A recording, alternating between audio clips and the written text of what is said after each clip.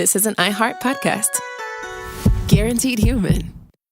Work can be a little weird. Cringy training seminars, coworkers who won't stop talking about their plant, forgetting the mute button at an inopportune moment. We have to deal with a lot on any given workday. Sometimes it can feel hard to thrive and move forward in your career. Well, that's where LinkedIn comes in. LinkedIn helps you get ideas and insights from experts in your field, connect with people professionally, grow your network, and access tools designed to help you find the right fit for your next role. Whether you're just getting started, figuring out your next move, or looking to accelerate your career, LinkedIn is built to support you at every stage because LinkedIn is the network that works for you. Visit linkedin.com/knowstuff to learn more. Running a business is hard enough. Don't make it harder with a dozen apps that don't talk to each other. One for sales, another for inventory, a separate one for accounting. That's software overload. Odoo is the all-in-one platform that replaces them all. CRM, accounting, inventory, e-commerce, HR, fully integrated, easy to use, and built to grow with your business. Thousands have already made the switch. Why not you? Try Odoo for free at odoo.com. That's odoo.com. Hey everybody, it's me, Josh, and for this week's Select, I've chosen our episode from September of 2016 on the Stradivarius violin. It's where we get to the bottom of whether Stradivarius violins really are that much better than others, or whether everyone in the music world is just really into brand names. I think you'll be pleasantly surprised. And I mentioned the movie The Red Violin that, like this episode, is worth checking out too. So enjoy them both.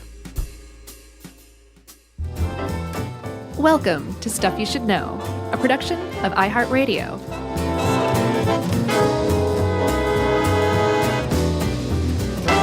Hey, and welcome to the podcast. I'm Josh Clark. There's Charles W. Chuck Bryant, and there's Jerry Rowland.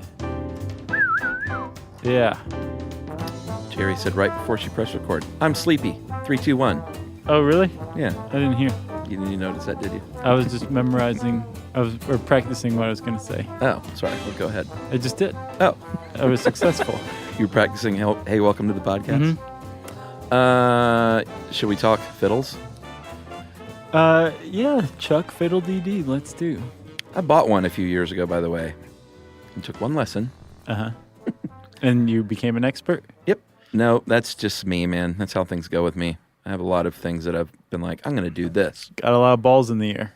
Yeah, specifically musically. I bought a steel guitar and didn't learn to play that. Sold it. Okay. I bought a keyboard and was going to learn to play piano. Didn't do that. Okay. Bought the violin. I'm keeping the violin, though. Good. So you're stimulating the economy. Yeah, pretty much. And I usually sell that and use that money to buy the next thing I don't play. Yeah.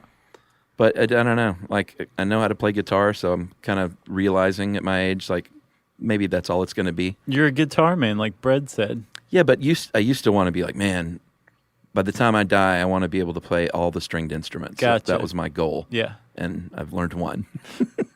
I mean, that's more than some people. I don't know how to play any stringed instrument. So yeah, but you don't care to, it sounds like. No, I mean, so you consider the piano a stringed instrument? It's got strings. So, is it percussion or is it string or is it both? Well, a little hammer hits the string. Right, percussion. Yeah, interesting. Whereas a harpsichord is plucked. Yeah, talking piano. Yeah. I wish I could play the piano. I'd like to learn that one day. Right? My brother took lessons as a kid and my sister, but I didn't. Oh, and, Scott can still play a little bit today. Of course. Hey, Scott. Super bro. So the fiddle, a little history here before we get into the man. Mm-hmm. The fiddle or violin, there's no difference, by the way. Is that right? Yep. It's just one's pronounced one way and the other's pronounced the other way. Yeah, it's a little, and I thought there was a difference when I bought mine. I was like, well, what's the difference? And it's just in how you play it. They're like, hillbillies play fiddles. Yeah. Other people play violins. Exactly. So the fiddle at first was not a well-regarded instrument. It was thought of as a sort of a cheap tavern instrument. You know, like you'd get drunk and hop up on the table at the tavern. Really? And beat out a little Irish jig. Really? Yeah, and it didn't have a good reputation. Wait, when?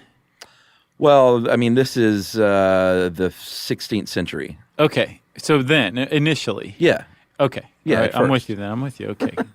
Hanging on. And even in parts of Italy at first, the church ordered the destruction of violins. They were so looked down upon. And then a lady named Catherine de' Medici got on board, and she was like, "This thing is wonderful. Sure. I'm going to order 38 of them for my court from this guy named Nicholas Amati, who was the grandson of the great violin maker Andrea Amati. Actually, she probably bought them from Andrea, if it was the 1500s. Right. And, yeah, it was 1564. And that was it. Things started to change, and that's literally what kind of led the violin down a path of respectability. Yeah, once you introduce it into court, Sure. people tend to follow suit. Yeah. Yeah, so the Amatis lived in a place called Cremona, Italy. That's right. And Cremona, because the Amatis lived there, who were basically the de facto inventors of the violin, cello, and viola as we recognize them today, Yeah. because that's where they were from, Cremona became the center of violin production, Yeah. stringed instrument production. Plain and simple. Yeah, which is pretty neat. Like the idea that that's where violins came from and that they're that recent in origin. Yeah. And of course, it goes further back than that. Like lutes were obviously around long before the violin. Sure. But again, if you look at a violin today and say, "Oh, that's a violin," you can thank the Amatis of Cremona for making that recognizable to you. Yeah, and here's another cool little fact: the fancy, beautiful shape of a violin is not for aesthetics. It is all about the sound that it Yeah. makes. The And- violin doesn't give a damn whether you think it looks good. Well, it turned out to look beautiful, but Yeah. all those curves allow for equal resonance of all the notes. And Which- if it was more basically shaped, Yeah. certain notes would sound better than others. Huh. So that allowed the entire fingerboard to sound wonderful. Well, plus also, if you look at a violin face on, Sure. if you go down the sides, in the middle, it's cut in. Yeah. Those are called C-bouts. Those actually have a practical purpose, I'm sure, in addition to helping produce sound, but it allows the bow to play the strings on either side without hitting the body of the violin. Yeah. Pretty clever. It's really hard to play. I can't stress that enough. It's like, I thought, this is not so different than a guitar. Like I'm just holding it under my neck and Well- using a bow instead of fingers. That's got to be a pretty big difference. It's a huge difference. Yeah, sure. Fingers, bows, totally different. You're born with one, the other you have to buy. Well, it's a combination of pressure on a string, angle of the bow on the string, Pressure from your parents. placement of the bow on, as far as how far down it is, up and down the violin. Speed. Sure. It's like there's 10 different things that go into making a sound on a violin that you have to do successfully all at once. It's really, really hard. Yeah. I was intimidated and went, in the closet you go. Maybe my daughter will play one day and it Yeah. will be waiting for her. Nice. So we'll see. But should we go over the parts? I know you mentioned the C-bout. Sure. Well, C-bout's my favorite, so you take it from there. Well, if you look at a violin, you got the very, above those little tuning pegs, which are contained in the peg box, you've got the scroll, which is that kind of curvy, lovely, fancy piece at the top. Yeah. Then you have the neck and the fingerboard. The neck goes from basically down to the body of the violin, but the fingerboard continues on through it. Mm-hmm. The upper bout, the lower bout, and then that C bout you mentioned, which is also called the waist. Yeah. Then you have your two F holes cut on either side. Yep. The fancy holes. Yeah, they look like Fs. Then you have your bridge, which is the very thin piece of wood that keeps the strings, off of the violin body itself Okay. and taut. Then you have your tailpiece at the bottom where the strings end, and then the all-important chin rest. And that's a violin. Bam. Go make one now. I'm leaving. So again, that was the Amatis that came up with the violin you just described. That's right. And one of the Amatis, the grandson of Andrea Amati, who I think is credited with inventing the violin, basically, but his grandson Nicola taught a young man by the name of Antonio Stradivari. Ooh, that name sounds familiar. Yeah. Antonio Stradivari was born in Cremona. They're not sure when. They think probably about 1644. Yeah, his life is a bit of a mystery, his young life at least. Right. Not a lot of great records on it. You know what? This just jogged my memory. We never explained why Alexander Hamilton would shave 2 years off of his age, even though we specifically said we were going to. Well, that's awesome. Should we follow up now? Shh, probably not. Okay. I think people would get mad. Yeah, if you want to know, write in and we'll tell you. Or maybe we'll post it on Schmeeds. I think that's better. Yeah. But who cares? We're talking Stradivari now. Yeah, we've moved on. Right, so Stradivari, there's not very good records about his youth, I think, as you said. But he pops up in 1666 at the very latest. That's right. A violin pops up in 1666, I should say. It has an inscription on it, and a label, actually.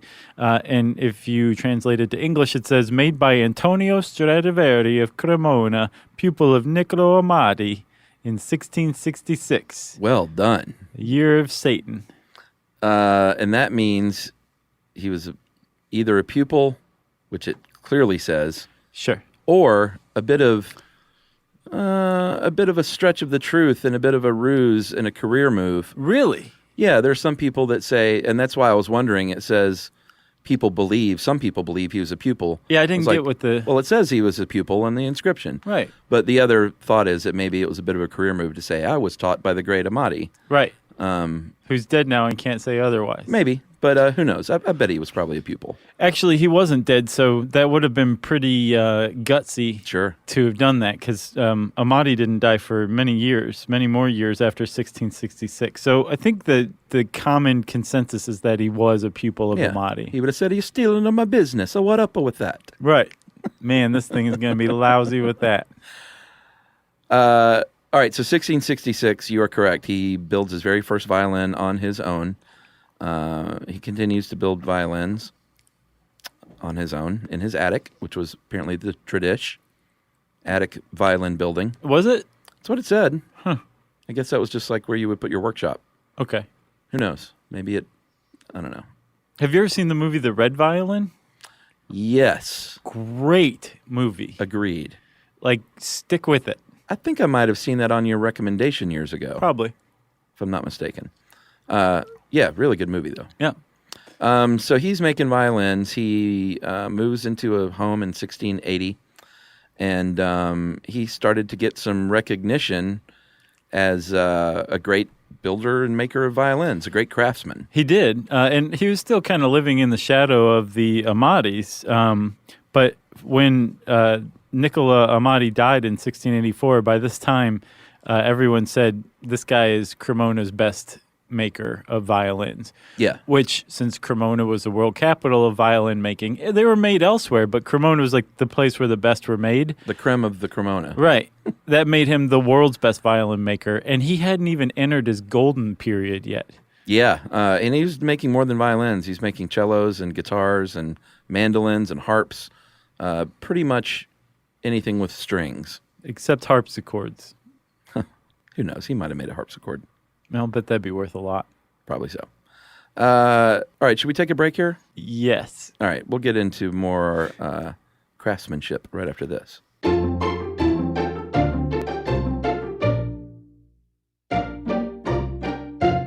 The springtime thaw is finally here.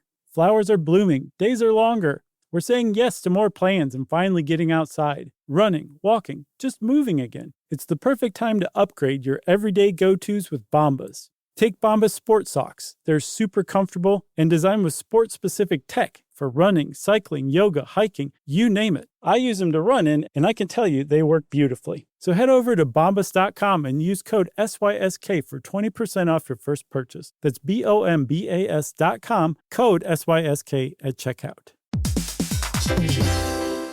Hey everybody, here's a fact for you. In the United States, there is a break-in every 26 seconds, and that means that somewhere right now, an intruder is getting closer. And the problem with most security systems is that they only alert you after the break-in has started, and that's too late. Well, that's what makes SimpliSafe different. They use alerts. SimpliSafe's US-based live agents, they identify threats on your property and help deter them before they actually break in. So the intruder never gets into your house. The crime is stopped before it even starts. That's right. And another great thing about SimpliSafe is they have no long-term contracts. They give you peace of mind and great value with their monitoring deterrence plans because they just start at about $1 a day. Yeah, SimpliSafe sent us a setup years back, and I still use mine every day. Yeah, and apparently setup, you can do it by yourself in under 30 minutes. So it's a really good value and it doesn't take long. So if you want to experience the SimpliSafe peace of mind, you can take advantage of the SimpliSafe discount offered to Stuff You Should Know listeners. Right now, you can get 50% off your new system by visiting simplisafe.com/stuff. That's half off at simplisafe.com/stuff. There's no safe like SimpliSafe.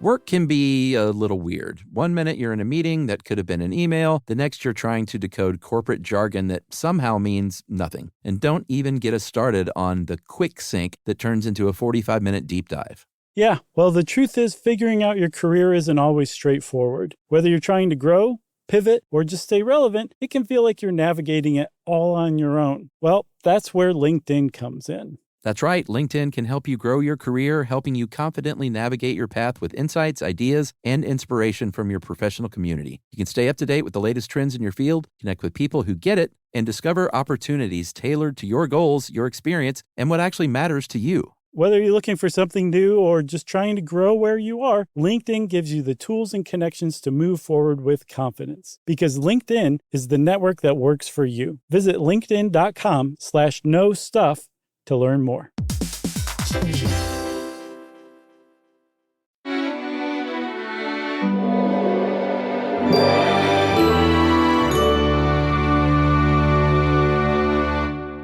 All right, so Stradivari is following in Amati's his footsteps, but he's also like, you know what? I'm gonna start tweaking this thing, and craft my own brand of violin.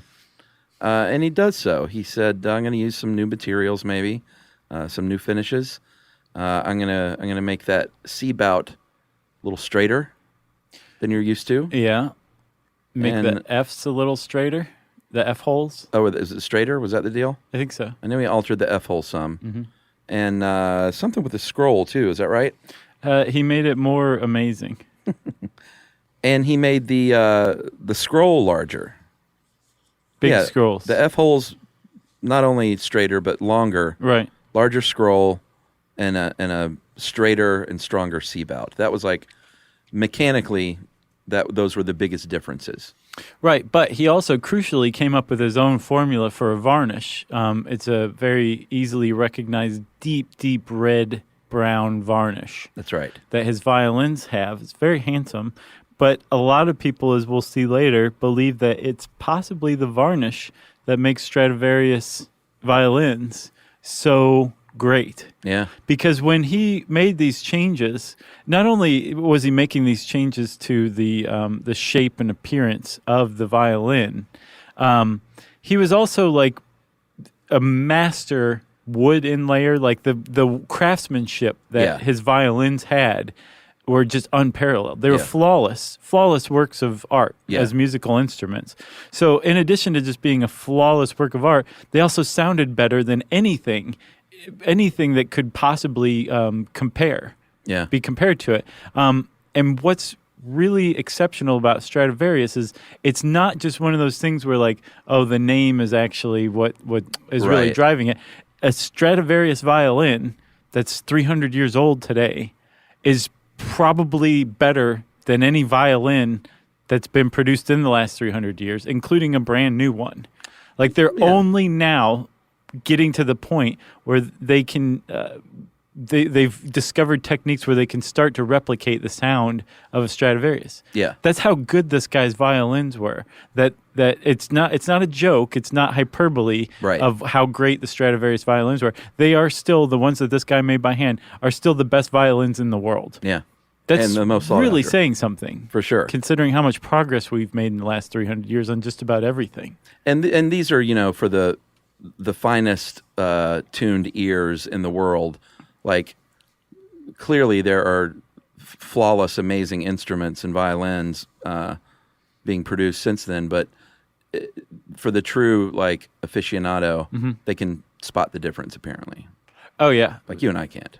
No, but people whose job it is to identify and Sure. appraise Stradivarius violins say that comparing it to a non-Stradivarius, like a knockoff or something, is like comparing a Ferrari to a school bus. Yeah, well, it's like that obvious Sure. to them. People like saying things like that.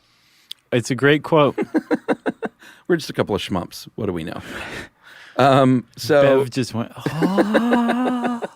might be a new gag. So he and his first wife had 6 kids. He was good at having kids. He and his second wife, his wife sadly died in 1698. He got remarried and had 5 more kids with wife number 2. He was great at making violins and making children, Yes.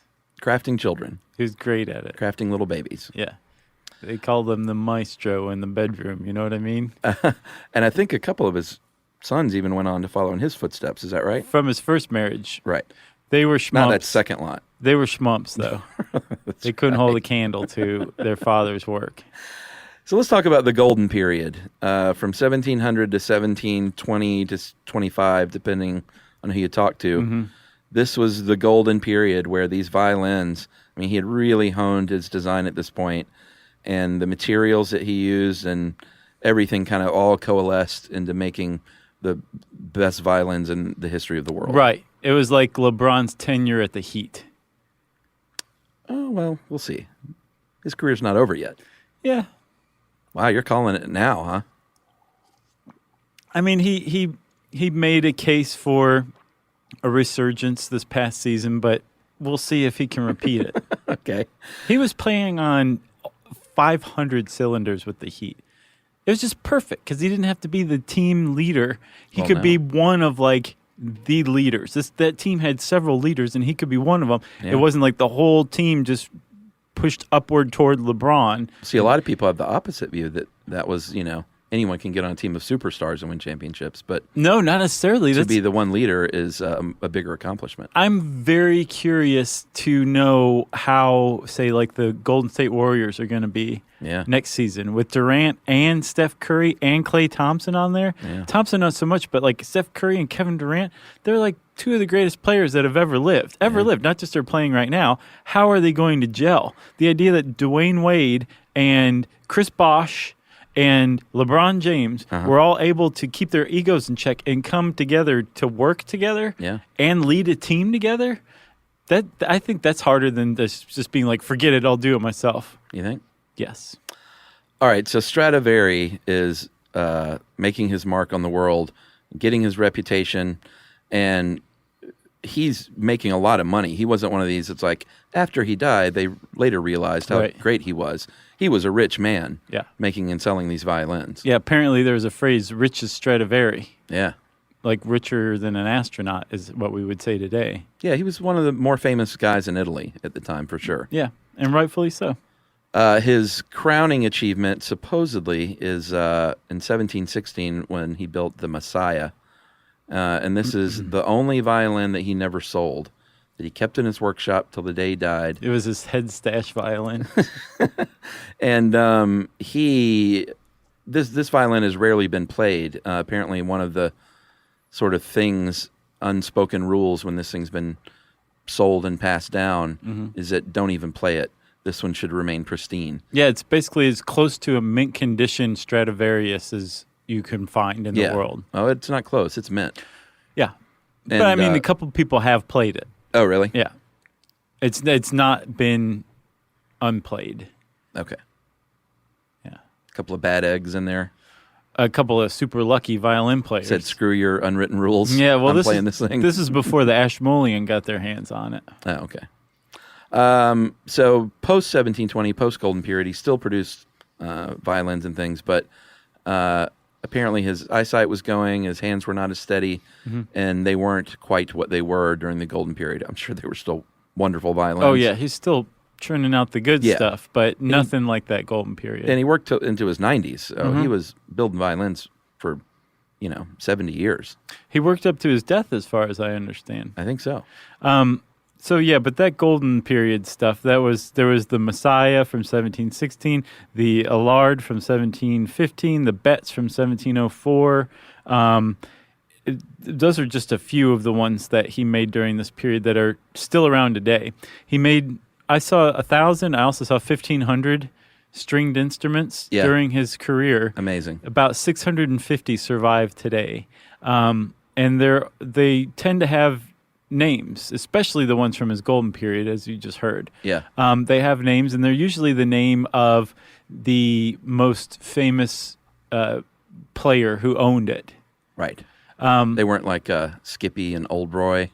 Right. Barnabas. Barnabas the violin. Right. So there's a superstition among violinists that the more you play a violin, the more a particular person plays violin, the more that violin takes on the character of that player, right? So much so that a violinist or even a cellist or a violist can come along afterward and play that person's violin. Yeah. And it will sound much more like the person whose violin it is than the person playing it. Oh, wow. And there's a further superstition that the more you play a violin, the better it sounds. Well, that's not a superstition. That's fact. Right. With any instrument. So there was a study from, I think, 1996 that I came across that found that the more violin wood is vibrated, the more the dampening coefficient is lowered. The lower the dampening coefficient, the longer a note resonates. The longer a note resonates, the richer the sound. Yeah. And so just playing it, right, because you're vibrating the wood when you're playing a violin, the more you do that, the more frequently you do that, the better the violin's actually going to sound. So astoundingly, the more you play a violin, the better it sounds. Well, that's true for any instrument. Is it? Yeah, it's called breaking it in. Oh. It's like a pair of jeans. That's you can identify with that. Sure. I love jeans. And, a pair of jeans 5 years in are better than they are when you take them off the shelf. Yeah. It's the same thing. It's breaking it in, especially strings with anything with a fingerboard. That fingerboard just, it wears in. Those frets wear down a little. And it does get a little bit attuned, I think, to your style. Yeah. For sure. Yeah. Very interesting. Yeah. I'd like to do more on musical instruments here and there. Okay. I'm putting it out there. All right. All right. Well, let's take another quick break, and we will get into all the controversies surrounding just why these things sound so good and all those theories. Pretty interesting stuff.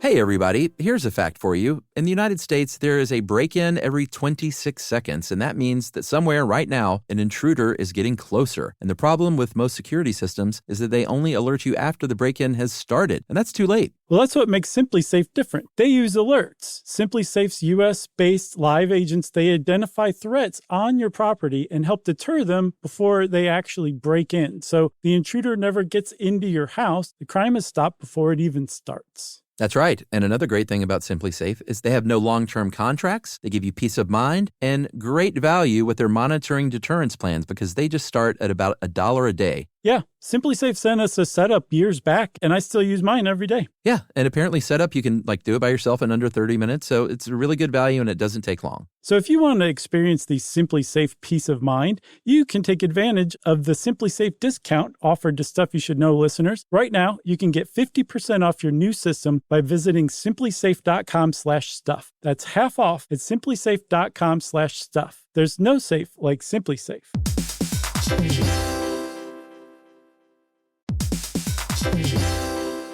Work can be a little weird. One minute you're in a meeting that could have been an email. The next you're trying to decode corporate jargon that somehow means nothing. And don't even get us started on the quick sync that turns into a 45-minute deep dive. Yeah, well, the truth is figuring out your career isn't always straightforward. Whether you're trying to grow, pivot, or just stay relevant, it can feel like you're navigating it all on your own. Well, that's where LinkedIn comes in. That's right. LinkedIn can help you grow your career, helping you confidently navigate your path with insights, ideas, and inspiration from your professional community. You can stay up to date with the latest trends in your field, connect with people who get it, and discover opportunities tailored to your goals, your experience, and what actually matters to you. Whether you're looking for something new or just trying to grow where you are, LinkedIn gives you the tools and connections to move forward with confidence. Because LinkedIn is the network that works for you. Visit linkedin.com/knowstuff to learn more.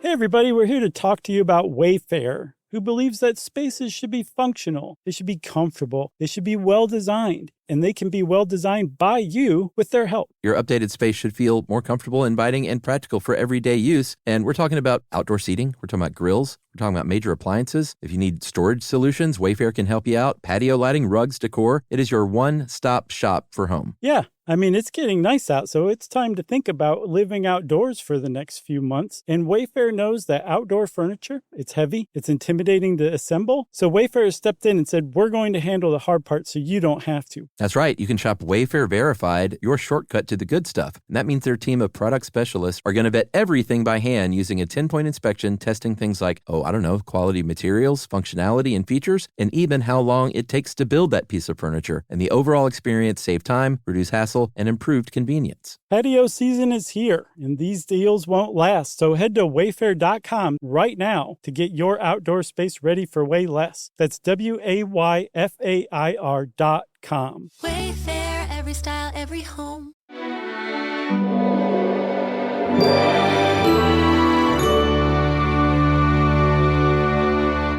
So, Chuck, I got to say, you did a good job putting this one together. Okay. Sure. I'm interested in it.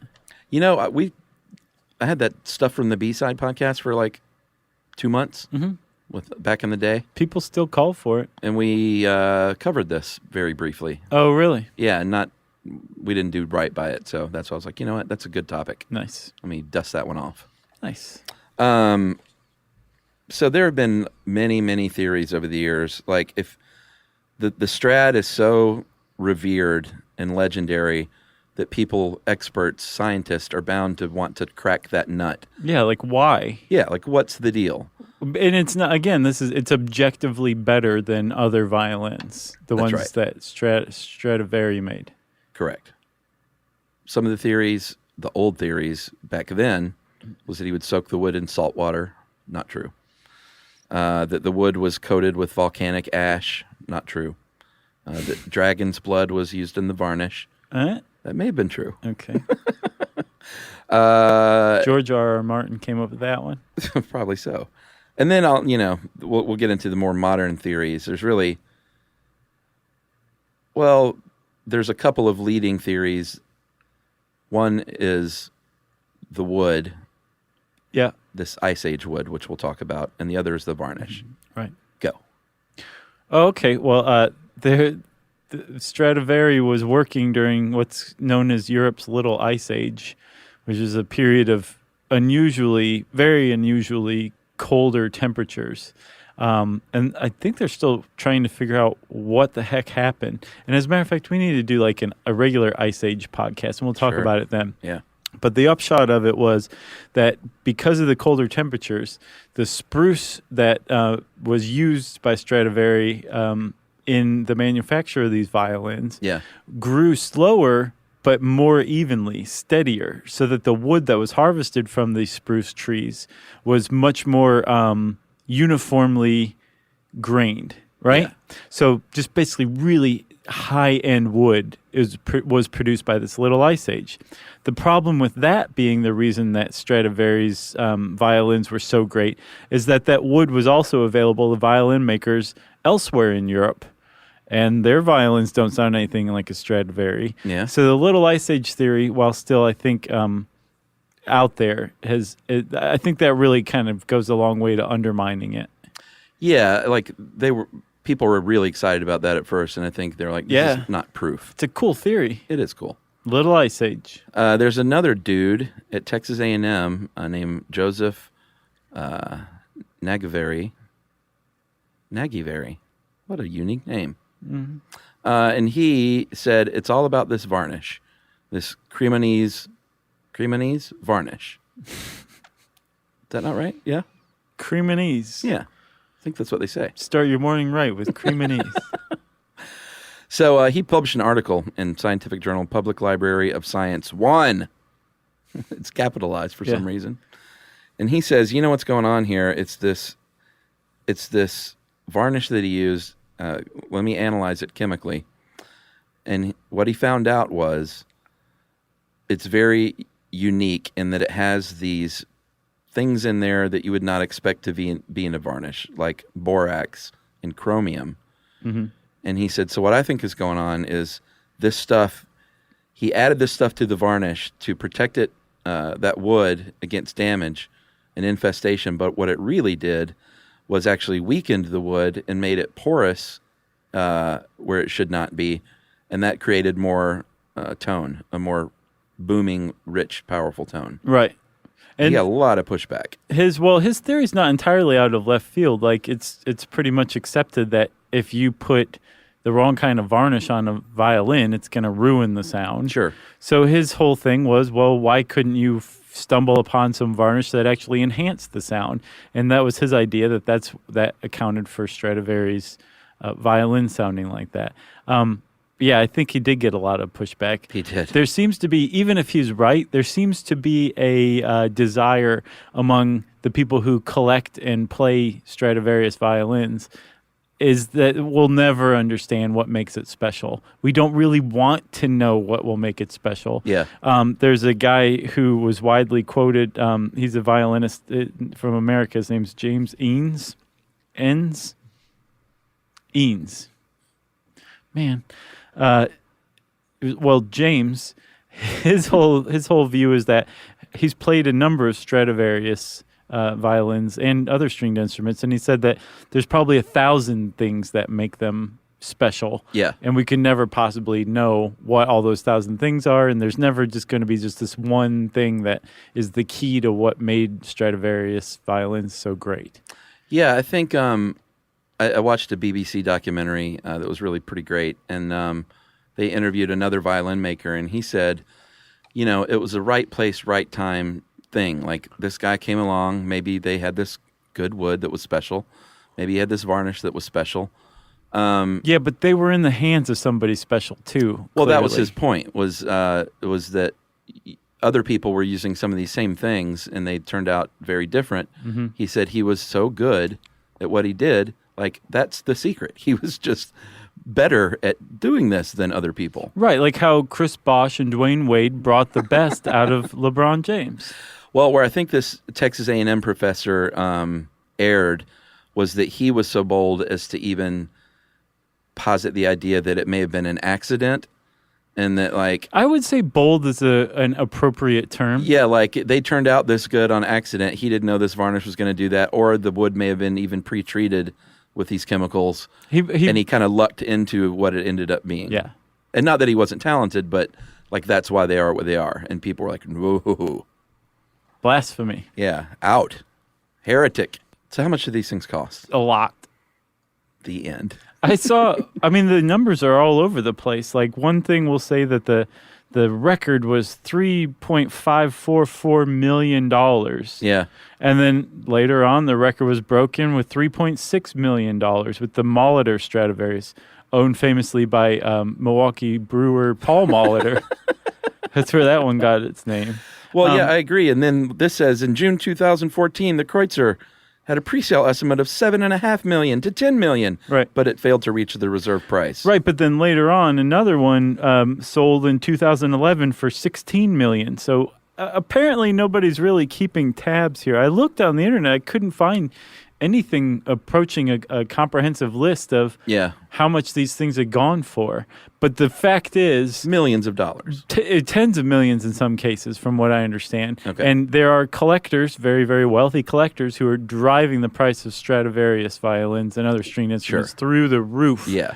Where if you were smart enough to buy one for a few $100,000 20, 30 years ago, it's worth easily 10, 20 times that now.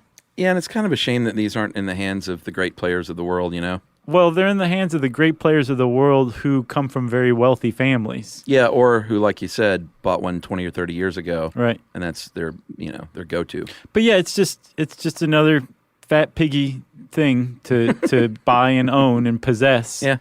The one I have is the most expensive one. Right.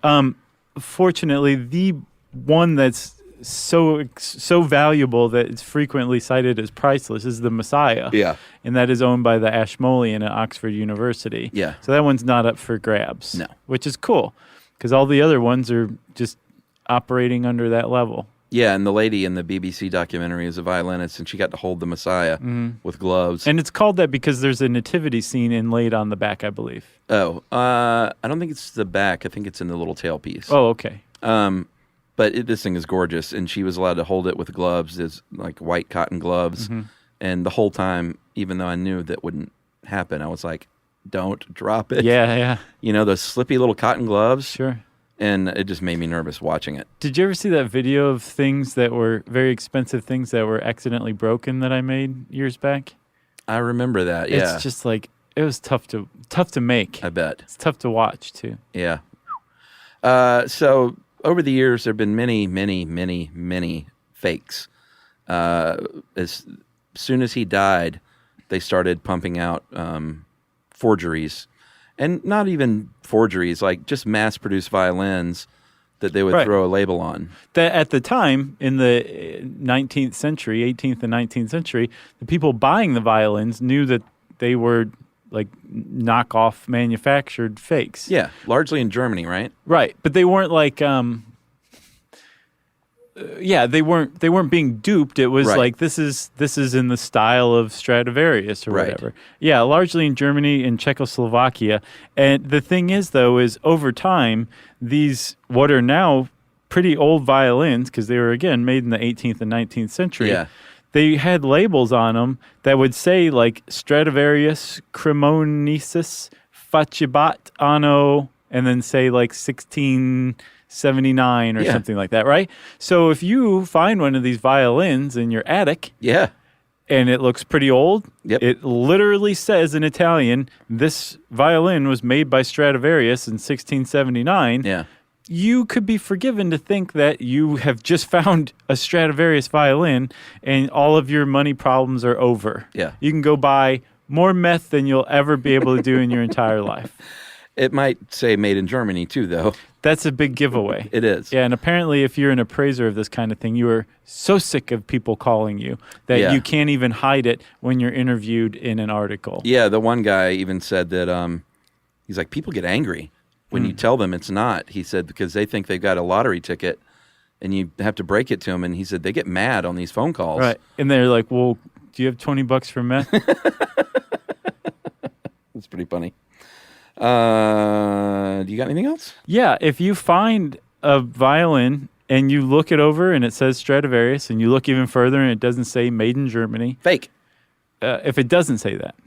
I know, but it's still probably a fake. Well, you can, there's a Smithsonian article about it that has basically step-by-step what you can do and who you can submit photos to get it basically pre-appraised. Well, not appraised, but just looked at. And they can usually tell from the photos, like, no, that's a fake. Like step one, leave it out in the sun and let it get rained on a couple of times.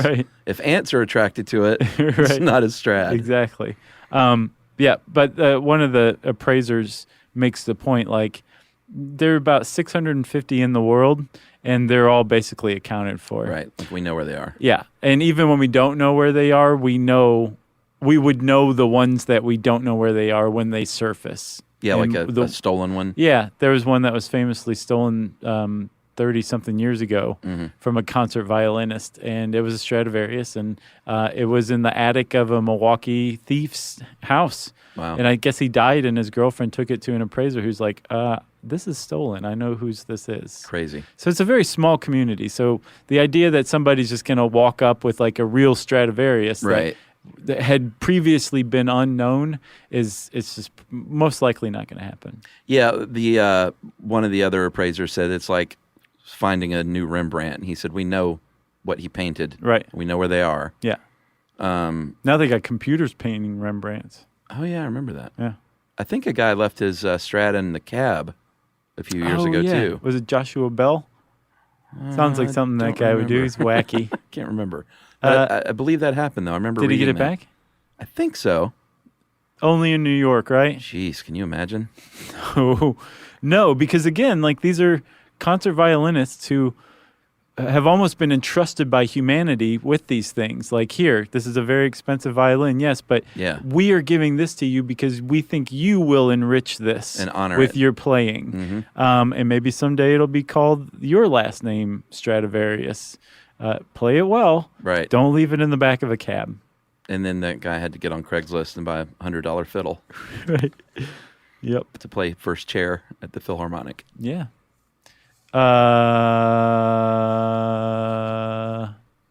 Chuck. Yes. You got anything else? I got nothing else. I don't either. Good job putting this together, man. Thanks. If you want to know more about Stradivarius, you can search the internet for it because we don't have an article on how stuff works. Since I said internet, it's time for listener mail. This is, we call this from my good buddy Bex, Rebecca Bloomfield. She's one of my pen pals. Okay. From the Stuff You Should Know Army. She in prison? Over the years. She sure is. No, she's not. She's a delight, though. And she backed me up on my comments about women in science. So I felt good about it. So I wanted to read it. She made me feel better. I hope you guys had a great time in the UK. By the way, she just missed our show. And I think in London by a couple of days. And she was very bummed out. Does she live there or was she visiting? I think visiting. She now lives somewhere else. Gotcha. So she said, I know you did. I just listened to the delightful history of steam. Anyway, I'm writing to say, bloody well done. Is that a curse word? I think it's very. Oh, okay, great. Well done, Chuck, on your comment on what we could have achieved if women had been allowed into the STEM fields from the start. I know this sort of comment can be a minefield for a guy, but I can assure you, you made your point really well. I'm normally the first to jump on non-feminist comments or mansplaining. That's what I was afraid of. So she said, I'm usually the first to jump on the mansplaining, and when you said it, I just said, yes, Chuck, very loudly in my office. I even startled the dogs. Raising children is very important, but men can do it too. All humans of any gender should have a choice as to what they do with their lives. This should not be predetermined because of their gender. So good on you, Chuck. Makes me happy to know that the next generation of women are being raised by men like you. And that's from Bex Bloomfield. And she is a graphic designer for Little Red Robot Design. Ooh, shout out. And just a nice lady. Nice. Well, thanks a lot, Bex. Can I call her that, or should I just call her Rebecca? No, you're in the club. Okay. Well, thanks a lot, Bex, for that email and for shouting. We appreciate that kind of thing. Certainly. If you want to get in touch with us, you can tweet to us at SYSK Podcast. You can hang out with us at facebook.com/stuffyoushouldknow. You can also send us an email to stuffpodcast@howstuffworks.com. And as always, join us at our home on the web, stuffyoushouldknow.com. Stuff You Should Know is a production of iHeartRadio. For more podcasts from iHeartRadio, visit the iHeartRadio app, Apple Podcasts, or wherever you listen to your favorite shows.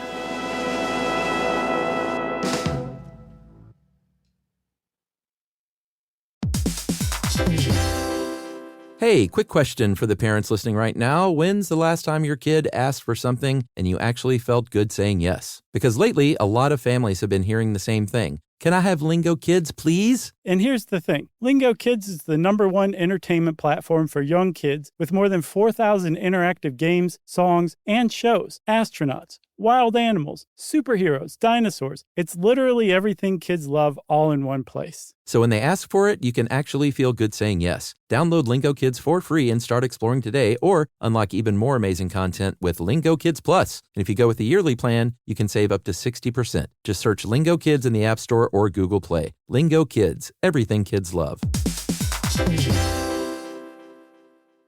You know, you could be adored by everyone and still completely ignored by your cat. Trust me, I know. But if you feed your cat Sheba, you can go from being ignored to truly adored in 12 days, guaranteed, or your money back. Sheba has a full menu of products, appetizers, entrees, treats, even a kitten's menu. It's so cute. So Sheba has a product for even the pickiest eater. Like Sheba Puree, it's made with bone broth, their chef-inspired flavors. It's got a smooth and creamy texture that cats love and contains no corn, wheat, soy, or artificial flavors. It's food that your cat's gonna love. To learn more, check out Sheba.com. That's SHEBA.com. Stuff at Sea is a 5-night, adults-only sailing trip that brings the Stuff podcast universe to life on board. This voyage is a culture-soaked escape where pink sand paradise meets curious minds. Sailing round trip from New York City to Bermuda on October 2nd to 7th, 2026, this voyage drops you straight into the iHeart Podcast Stuff universe. On top of the adults-only experience you already love, you'll get live podcast episode recordings, behind-the-scenes sessions, themed activations, and more unmissable onboard moments. Learn more at virginvoyages.com/stuff. This is an iHeart podcast. Guaranteed human.